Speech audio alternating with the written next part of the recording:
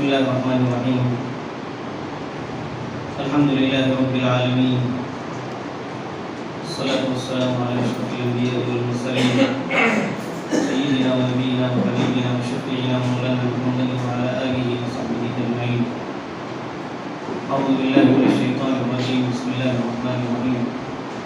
ومن آياته أن خلق لكم من أنفسكم أزواجا وجعل بينكم مودة ورحمة إن في ذلك لآيات لقوم يتفكرون. صدق الله العظيم. امیر مقامی جماعت اسلامی علماء کرام، بھائیوں، بزرگوں اور میری ماں اور بہنوں، جماعت اسلامی کی طرف سے جس مہم کا آغاز کیا گیا ہے یا جس مہم کو انہوں نے شروع کیا ہے، مضبوط خاندان، اور اس کے متعلق جو عنوان انہوں نے منتخب کیا ہے، یہ معاشرے کی اس وقت کی سب سے اہم ضرورت ہے۔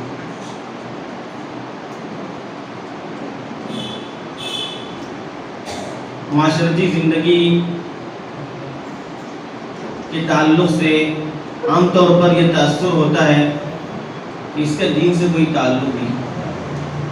دین کے تعلق سے عام طور پر لوگوں کے ذہن میں یہ ہوتا ہے کہ عبادات کی جائیں، نمازیں پڑھی جائیں، ذکر و اذکار کیے جائیں، اسی حد تک اس کو دین سمجھا جاتا ہے، ورنہ ہمارا دین ہمیں جہاں عبادات کا حکم دیتا ہے، معاملات کے اندر بھی ہماری پوری رہنمائی کرتا ہے۔ معاشرتی زندگی کے تعلق سے جس طرح سے اسلام نے ہمیں تعلیم دی ہے، سچی بات یہ ہے کہ شاید ہی دوسرے مذاہب کے اندر اتنی تفصیلات اور اتنی تفصیلی تعلیم دی گئی، اور اسی طرح سے بقیہ دوسرے اخلاق اور دوسرے موضوعات۔ یہ موضوع میاں بیوی کے تعلق سے خوشگوار ازدواجی زندگی کے درمیان دراڑ پیدا کرنے والے کیا اسباب ہو سکتے ہیں، یہ خود ایک تفصیل طلب موضوع ہے، اور علاقوں کے اعتبار سے اس موضوع کے تعلق سے مختلف باتیں الگ ہو سکتی ہیں۔ جو ہمارے علاقے کی باتیں ہو سکتی ہیں وہ دوسرے علاقوں کے اندر نہیں ہو سکتی، اس لیے کہ زندگی کے اندر اور خصوصاً معاشرتی زندگی کے اندر یا ایک میاں بیوی کے ازدواجی بندھن میں بندھنے کے بعد جس زندگی کا آغاز ہوتا ہے، ان کے لیے دو طرح کے گھر میسر ہوتے ہیں۔ ایک تو ان کا اپنا ذاتی گھر ہوتا ہے جہاں پر کسی دوسرے کا عمل دخل نہیں ہوتا ہے، میاں بیوی اپنے بچوں کے ساتھ رہتے ہیں، اور ایک وہ گھر ہوتے ہیں جو جوائنٹ فیملی کہلائی جاتی ہے، جس کے اندر میاں بیوی کو اپنے گھر کے بڑوں کے ساتھ، بھائی بہنوں کے ساتھ رہنا پڑتا ہے۔ دونوں اعتبارات سے دونوں کی ذمہ داریاں کچھ الگ ہوتی ہیں، لیکن چند مشترکہ چیزیں جو دونوں کے لیے ضروری ہوتی ہیں۔ بنیادی چیز ازدواجی زندگی کے اندر جو بیان کی گئی ہے، جس آیت کو میں نے اس وقت آپ کے سامنے پڑھا، وَمِنْ آيَاتِهِ أَنْ خَلَقَ لَكُم مِّنْ أَنفُسِكُمْ أَزْوَاجًا۔ اب تعالیٰ ارشاد فرما رہے ہیں کہ اللہ کی نشانیوں میں سے ہے کہ اللہ نے تمہاری ہی طرح کے تمہارے لیے تمہارا جوڑا پیدا کیا۔ أَنْ خَلَقَ لَكُم مِّنْ أَنفُسِكُمْ أَزْوَاجًا، جوڑا اللہ تعالیٰ نے انسان کو انسان سے جوڑا بنایا، ہر زیرو کو اسی کے مطابق اس کا جوڑا دیا گیا، لیکن انسان کے اندر یہ انسانوں کا جوڑا مہیا کیا گیا، لیکن انسان کو اللہ تعالیٰ نے جس بلندی سے دوسرے مخلوقات کے مقابلے میں نوازا ہے کہ اللہ تعالیٰ نے فرمایا کہ وَجَعَلَ بَيْنَكُمْ مَوَدَّةً وَرَحْمَةً، مودت اور رحمت، اس جوڑے کے اندر اللہ نے پیدا کیا. جوڑے تو انسانوں کے علاوہ دوسرے جانوروں کے اندر بھی، ان کے یہاں کوئی ایسا نظام نہیں ہے کہ جس نظام کے تحت شادی بیاہ ان کے یہاں ہوتی ہو، یا بچہ ہونے کے بعد اس کو لمبی مدت تک وہ سنبھالتے ہوں. عام طور پر جانوروں کو جب تک اپنی ماں کی دودھ کی ضرورت ہوتی ہے بچہ دودھ پی لیتا ہے، پھر وہ خود الگ ہو جاتے ہیں. لیکن انسان کے اندر یہ بات نہیں. انسان کا نظام ہی بالکل مختلف ہے. اس لیے اللہ تعالیٰ نے اس جوڑے کے تعلق سے ارشاد فرمایا کہ وَجَعَلَ بَيْنَكُمْ مَوَدَّةً وَرَحْمَةً. یہ مودت اور رحمت یہ آخر ہے کس کا؟ پہلے اللہ تعالیٰ نے مودت کا ذکر کیا، پھر اس کے بعد رحمت کا ذکر کیا. ازدواجی زندگی کے آغاز سے لے کر کے آخر دم تک میاں بیوی کو ایک دوسرے کی ضرورت ہوتی ہے.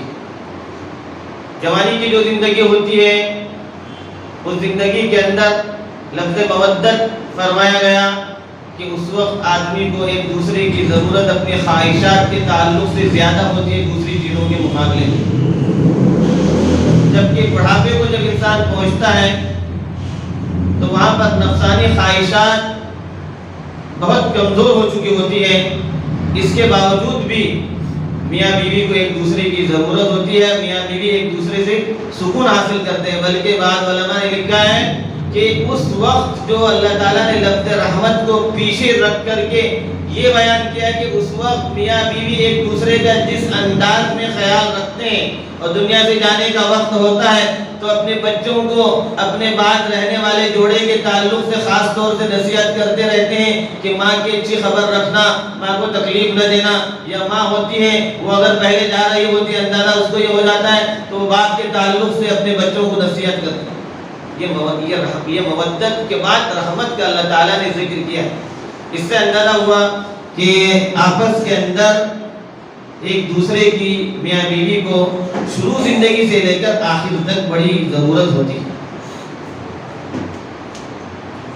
ہمارے معاشرے کے تعلق سے اور جہاں پر جوائنٹ فیملی ہوتی ہے ان کے لیے دراڑ پیدا کرنے والے اسباب یا عمومی طور پر دراڑ پیدا کرنے والے جو اسباب ہیں وہ جس کو ابھی ہمارے رفیق مولانا انصار صاحب نے آپ کے سامنے بیان کیا کہ بنیادی چیز جو ہے وہ شیطان کا عمل ہے. حدیث کے اندر اس بات کو صاف طور پر بیان کیا گیا ہے کہ شیطان کو سب سے زیادہ خوشی جس چیز سے ہوتی ہے وہ میاں بیوی کے درمیان تفریق اور جدائی، ان کے اندر اختلافات سے ہوتی ہے. مشہور حدیث آپ نے سنی ہوگی کہ رات کے وقت وہ اپنا تخت بچھاتا ہے پانی پر اور اپنے کارندوں کو بلا کر اس سے پوچھتا ہے کہ آج تم نے کیا کیا، تم نے کیا کیا، تم نے کیا کیا. ہر کوئی اپنے عمل کو بتاتا ہے. کوئی کہتا ہے میں نے چوری سکھائی، ڈکیتی سکھائی، فلاں سکھایا، فلاں کام کرایا. ابلیس کو اتنی خوشی نہیں ہوتی. آخر میں ایک چھوٹا سا بچہ ابلیس کا جب آ کر یہ بیان کرتا ہے آج میں نے میاں بیوی کے درمیان جدائی پیدا کر دی، ان کے اندر اختلافات پیدا کر دیے. ابلیس اپنے تخت سے اٹھ کر اس کو اپنے گلے سے لگاتا ہے کہ یہ کام ہے. حدیث کا جو بھی درجہ ہو لیکن اس کے تعلق سے آپ ذرا اندازہ لگائیے کہ واقعتاً شیطان کو اگر اس سے خوشی زیادہ ہوتی ہے تو سب سے زیادہ میاں بیوی کے اندر دراڑ پیدا کرنے کی جو کوشش کرتا ہے وہ ابلیس اور شیطان کرتا ہے. ما یفرقون به بین المرء وزوجہ، میاں بیوی کے درمیان تفریق کرنے کا وہ کام انجام دیتے تھے جب ان کو اتارا گیا تھا. اس چیز کی طرف ہماری توجہ نہیں جاتی. اس کام کے لیے ابلیس شیطان کتنے لوگوں کو استعمال کرتا ہوگا ہم کیا اندازہ نہیں. کبھی گھر میں اس کی ماں کو ہی استعمال کرتا ہے، کبھی اس کی بہنوں کو استعمال کرتا ہے، کبھی دوسرے رشتہ داروں کو استعمال کرتا ہے، کبھی بیوی کے خلاف دل میں نفرت لانے کے لیے اس کے ہاتھ سے کوئی غلطی ہوئی ہو، کھانا پکانے میں یا کسی کام کے کرنے میں کچھ غلطی ہوئی ہے، اسی کے ذریعے اس کے دل میں نفرت پیدا کرتا ہے. ہمیں ان چیزوں کی طرف ہمارا دھیان نہیں جاتا. یہ سب ابلیسی اور شیطانی حرکتیں ہوتی ہیں، ان حرکتوں سے بچنے کا سب سے اہم ترین ذریعہ اور علاج وہ انسان کا، میاں بیوی کا، ہر ایک کا اپنے تعلق کو اللہ سے مضبوط کرنا ہے۔ صبح شام کے جو اذکار ہیں، ان اذکار کی پابندی، نمازوں کی پابندی اور نمازوں کے بعد کے اذکار کی پابندی، یہ ایسا علاج ہے کہ پھر شیطان کا عمل ہمارے اوپر نہیں ہو سکتا۔ تو ہمیں جو درار پیدا کرنے کے لیے ابلیس کی جو حرکتیں ہوتی ہیں، ہمیں سمجھنا چاہیے کہ یہ ہمارے درمیان اختلافات کیوں پیدا ہو رہے ہیں۔ حالانکہ قرآن نے اختلاف پیدا ہونے کی صورت میں حکم دیا کہ تم اس کو نصیحت کرو، سمجھاؤ۔ بیوی سے کوئی شکایت نظر آ رہی ہے تو میاں کی یہ ذمہ داری ہوتی ہے کہ اس کو سمجھائے، اس کو جو ہے نصیحت کرے۔ شوہر سے کوئی غلطی ہوئی، بیوی کی بھی ذمہ داری ہوتی ہے کہ اللہ نے جس طرح سے اس کو دین کا علم دیا ہے، اس علم کے نتیجے میں وہ اپنے شوہر کو محبت سے سمجھانے والی۔ یہ وعظ و تذکیر، وعظ و نصیحت، یہ بنیادی چیز۔ اپنے آپس میں وعظ و تذکیر کے ذریعے کام نہیں بن پاتا تو پھر شوہر کو حکم دیا گیا کچھ نصیحت ہونے کے لیے اس کے ساتھ بستر سے الگ ہو جاؤ، تاکہ اس کا دماغ ٹھکانے پر آ جائے۔ وہ اگر شوہر سے سچی محبت کرنے والی ہوگی، ایک رات کے لیے بھی اپنے شوہر کو اپنے بستر سے الگ سونا پسند نہیں کرے گی، وہاں پر اس کا علاج ہو جائے گا۔ یہ الگ بات ہے اگر اس کے دل میں شوہر کی محبت ہی نہ ہو، شوہر کو پسند ہی نہیں کرتی، وہ الگ بات ہے۔ ورنہ جو عورتیں ان کے دلوں میں اپنے شوہر کی محبت ہوتی ہے، کسی وجہ سے معمولی چیز پیدا ہو گئی ہے، تو وہ اس کا علاج ان چیزوں سے ہوتا ہے۔ اسلام نے، قرآن نے یہ علاج بتایا ہے، فَاهْجُرُوهُنَّ فِي الْمَضَاجِعِ، ان کو اپنے بستروں سے الگ۔ اس سے بھی کام نہیں بن پاتا، وَاضْرِبُوهُنَّ ضَرْبًا، ان کے ساتھ ہلکی سی مار کا بھی حکم دیا، مناسب طریقے سے اس کی جو ہے تنبیہ ہو جائے۔ یہ بھی نہیں ہوتا، پھر فرمایا کہ جو ہے نا فَبَعْثُوا حَكَمًا مِّنْ أَهْلِهِ وَحَكَمًا مِّنْ أَهْلِهَا إِن يُرِيدَا إِصْلَاحًا يُوَفِّقِ اللَّهُ بَيْنَهُمَا۔ معاملہ دراڑ پیدا ہو گئی ہے، اس دراڑ کو دور کرنے کے لیے ان اسباب سے کام نہیں چل سکا، تمہاری طرف کا ایک آدمی، اس کی طرف کا ایک آدمی، دونوں بیٹھ کر کے، دونوں کے نمائندے بن کر کے اس معاملے کو حل کرنے والے۔ یہ علاج جب اختلاف پیدا ہو گیا، اس علاج کا جو ہے اسلام نے یہ طریقہ بتایا۔ معاشرے کے اندر، خوشگوار زندگی کے اندر دراڑ پیدا کرنے میں جو شیطانی حرکات کے ساتھ اور شیطان کے کارندوں کے ذریعے جو عمل ہوتا ہے، جس کو میں نے بتلایا، کبھی اس کے لیے وہ لڑکے کی ماں کو استعمال کرے گا، ماں کے دل میں بہو کے تعلق سے کوئی ایسی بات ہو گئی، وہ اپنے بیٹے کے دل میں جو ہے بہو کے تعلق سے نفرت والی بات بٹھانے لگے گی، نفرتیں بٹھانے لگے گی۔ پھر اس کے بعد میں بہن جو ہوتی ہے، بہنیں جو ہوتی ہیں، شوہر کی بہنیں، نند جس کو بولتے ہیں، وہ اپنا کام کرنے لگتی، اور اچھا خاصا خاندان، اچھا خاصا جوڑا جو آپس میں محبت کے ساتھ زندگی گزار رہا، معمولی سی لڑکی سی، معمولی سی غلطی پر یا غلط فہمی کی بنیاد پر، جس کی تحقیق بھی نہیں کی گئی ہوتی ہے، اس کو باتوں کا بتنگڑ بنا کر کے اس کو اس طرح سے پیش کر دیا جاتا ہے کہ عورت اپنی بیچاری صفائی پورے طریقے سے پیش نہیں کر پاتی، اور ایسا معاملہ ہو جاتا ہے کہ پھر وہ آپس میں نفرتیں ہی لے آنے والا ہوتی ہے۔ یہ ناممکن ہے کہ میاں بیوی ایسی زندگی گزارے، کبھی ان دونوں کے درمیان ہلکی سی بھی بات اختلاف کی نہ ہوتی۔ یہ نبوی گھرانے کے اندر بھی ہوئی ہے۔ ام المومنین، امہات المومنین کو بھی اس سلسلے میں کبھی شکایتیں ہوئی، اور مشہور واقعہ ہے کہ جب اللہ کے نبی صلی اللہ علیہ وسلم کے گھر میں کھانے وغیرہ کے تعلق سے کمی ہوئی تھی، تو امہات المومنین نے اللہ کے نبی صلی اللہ علیہ وسلم سے شکایت کی تھی، تو اللہ کے نبی صلی اللہ علیہ وسلم 1 مہینے کے لیے اپنی بیویوں سے الگ ہو گئے تھے، اور ان کو اختیار دیا تھا کہ جاؤ تو تم اپنے شوہر اور اپنے شوہر نامدار سرکار دو عالم صلی اللہ علیہ وسلم کے ساتھ ان کی زوجیت میں رہنے کو پسند کرو یا پھر اپنے گھر چلی جاؤ۔ تو یہ میاں بیوی کے درمیان ہلکی باتیں ہر جگہ ہوتی رہتی ہیں۔ ان باتوں پر کنٹرول کا طریقہ کیا ہے؟ میاں بیوی کی زندگی کے اندر شوہر کو بھی بیوی کو بھی صبر سے بہت کام لینا پڑتا ہے۔ اگر صبر سے کام نہیں لیا گیا اور بیوی کی ہر چھوٹی شکایت کو نظر انداز کرنے کے بجائے ہر شکایت پر اس کی جو ہے پکڑ کی جانے لگی، زندگی کی گاڑی آگے بڑھنے میں دشواریاں پیش آتی ہیں، تکلیفات آتی ہیں۔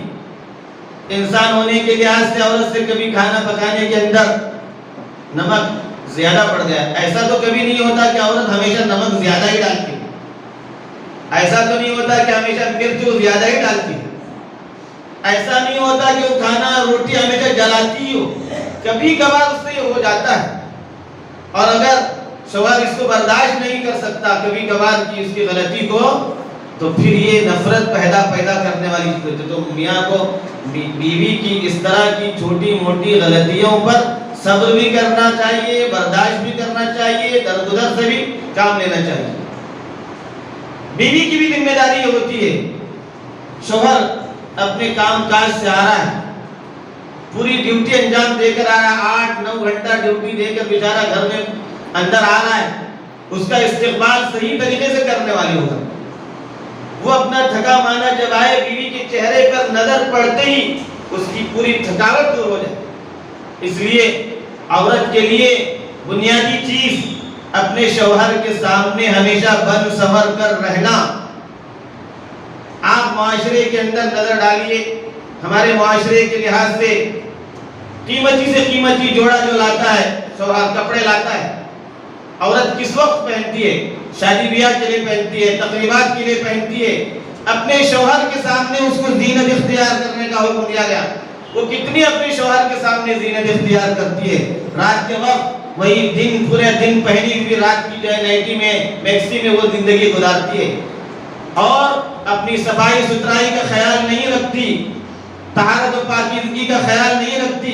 بدن سے جب بدبو آئے گی، شوہر کا دل اس پر جانے کے بجائے نفرت پیدا ہو۔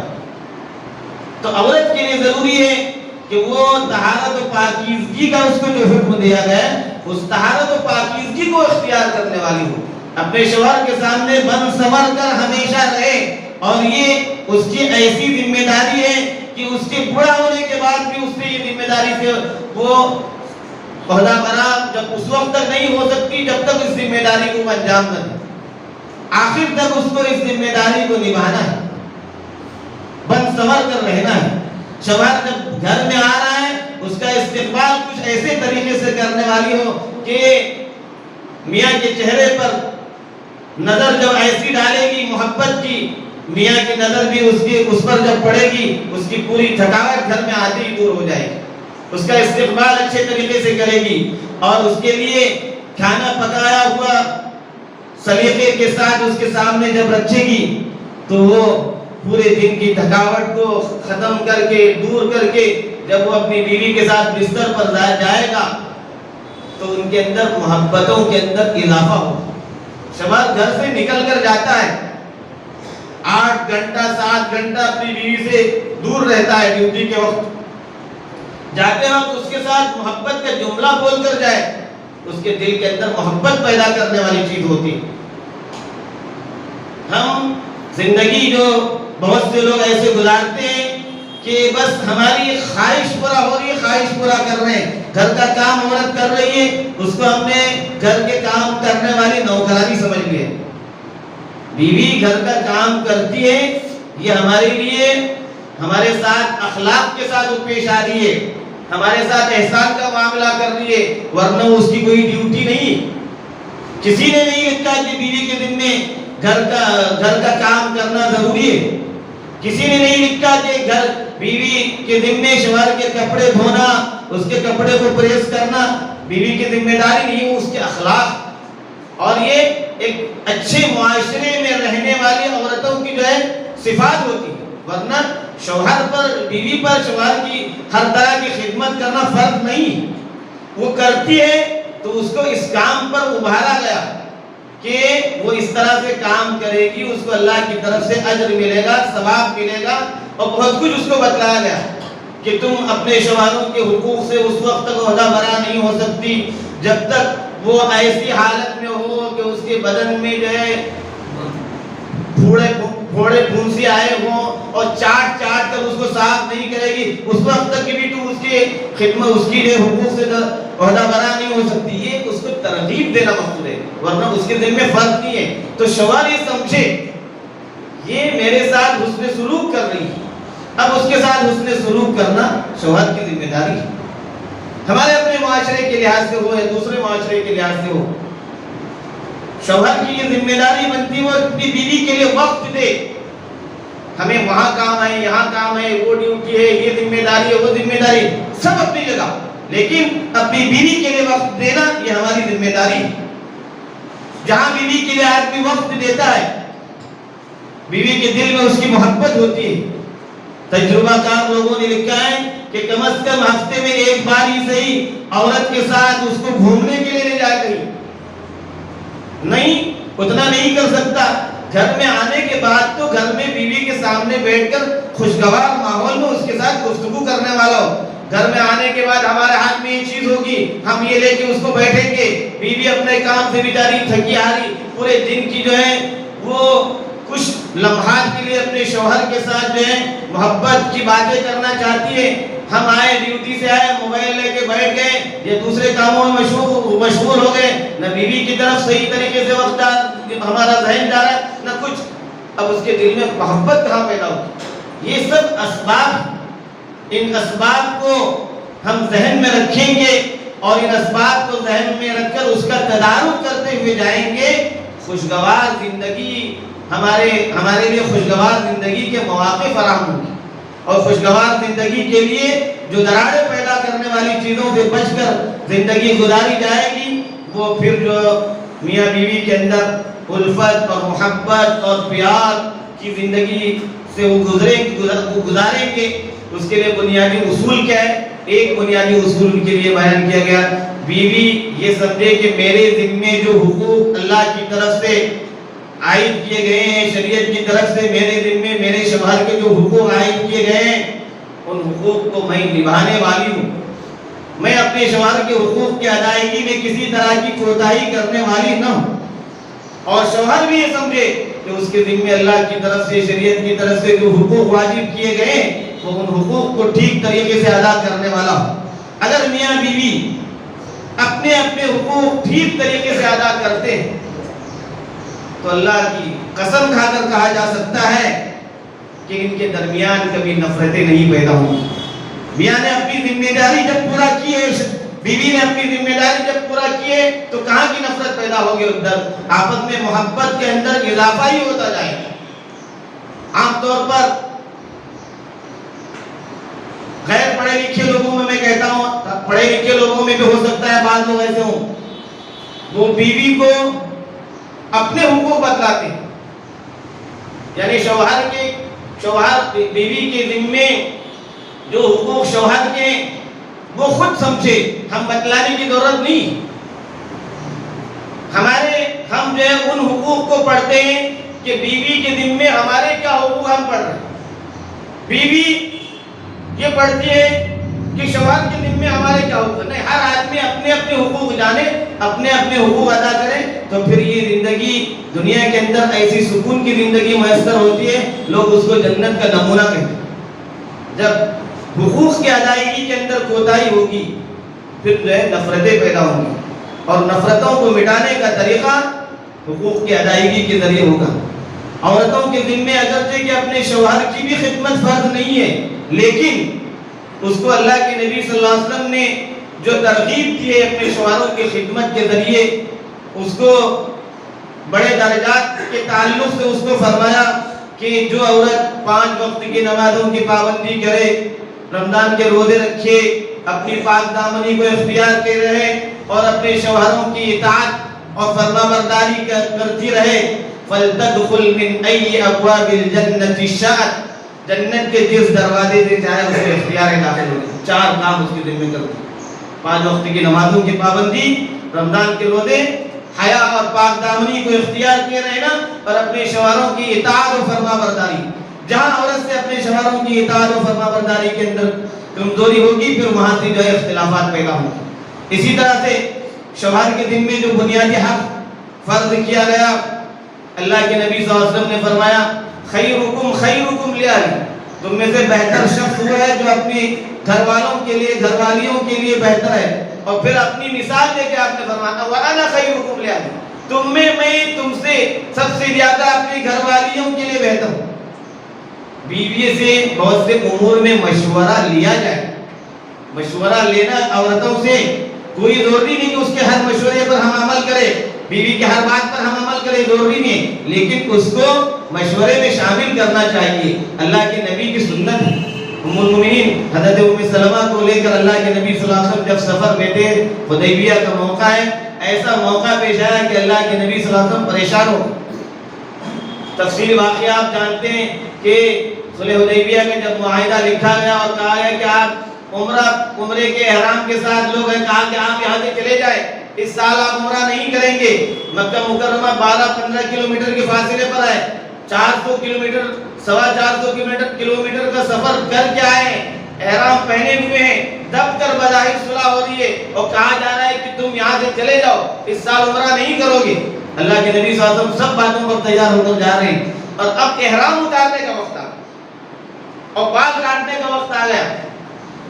آپ نے اللہ کے نبی صلی اللہ علیہ وسلم نے حضرات صحابہ سے حکم دیا کہ آپ لوگ اپنے احرام کو اتارو، بال کاٹ دو، جانور ساتھ میں ذبح کرو. ایک آدمی سے بھی عمل نہیں ہو رہا ہے. اللہ کے نبی اپنے خیمے میں داخل ہوتے ہیں، ام المؤمنین حضرت ام سلمہ رضی اللہ عنہا ساتھ میں. آپ کے چہرے کی پریشانی کو دیکھ کر پوچھتی ہیں اللہ کے نبی صلی اللہ علیہ وسلم کیا ہو گیا؟ آپ پریشانی کے عالم میں بیان کرتے ہیں کہ میں لوگوں سے کہہ رہا ہوں احرام اتارو، بال کاٹو، کوئی کر نہیں رہا ہے. ام المؤمنین نے ایسا مشورہ دیا، اے اللہ کے نبی صلی اللہ علیہ وسلم آپ اللہ کے نبی ہیں، لوگ آپ کی بات کو کبھی نہیں ٹھکرائیں گے، آپ پہلے جائیے اپنے بالوں کو کاٹیے، احرام آپ اتاریے، اپنے جانور کو ذبح کیجیے. اللہ کے نبی صلی اللہ علیہ وسلم سید الاولین والآخرین، ایک عورت کے مشورہ کہ تو کون بولنے والی ہوتی ہے مجھے مشورہ دینے والی، میں ان کا نبی ہوں، یہ نہیں فرمایا آپ نے.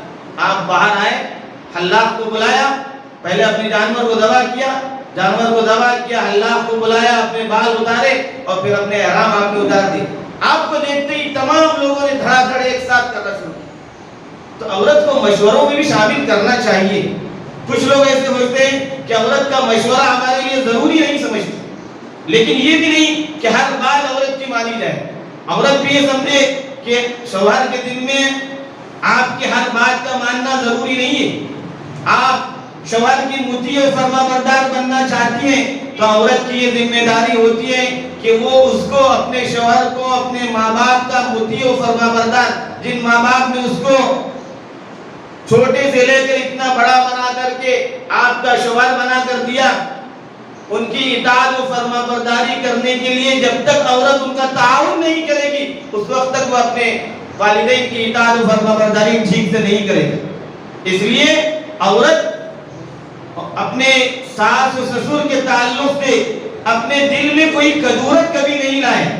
ساس و سسر کے تعلق سے ان کی عظمت خود اپنے شوہر کے دل میں بٹھانے والی ہو. جب اس طرح سے عورت کرے گی پھر وہ اپنے والدین کی اس طرح سے اطاعت کرے گا، بھائی بہنوں کے ساتھ محبت سے رہے گا اور معاشرے کے اندر جو دراڑ پیدا کرنے والی چیز ہو سکتی تھی، ہلکی سی چیز، معمولی سی چیز، وہ خود بخود ختم ہو جائے گی. بہرحال یہ موضوع بہت وسیع موضوع ہے. میں نے ادھر ادھر کی کچھ متفرق باتیں آپ کے سامنے بیان کی ہیں. میں سمجھتا ہوں کہ اس کافی وقت بھی ہو چکا ہے اور اللہ سے دعا کرتا ہوں کہ جو بہتر باتیں اللہ تعالیٰ نے زبان سے کہلوائی ہیں اللہ تعالیٰ اس کے اثرات کو عام فرمائے، اور اگر کوئی غلط بات نکلی ہے اللہ تعالیٰ اس کے شر سے ہم سبوں کی حفاظت فرمائے. ہمیں اپنی رضا و خوشنودی کے کام کرنے کے اللہ تعالیٰ ہمیں توفیق نصیب فرمائے. آمین.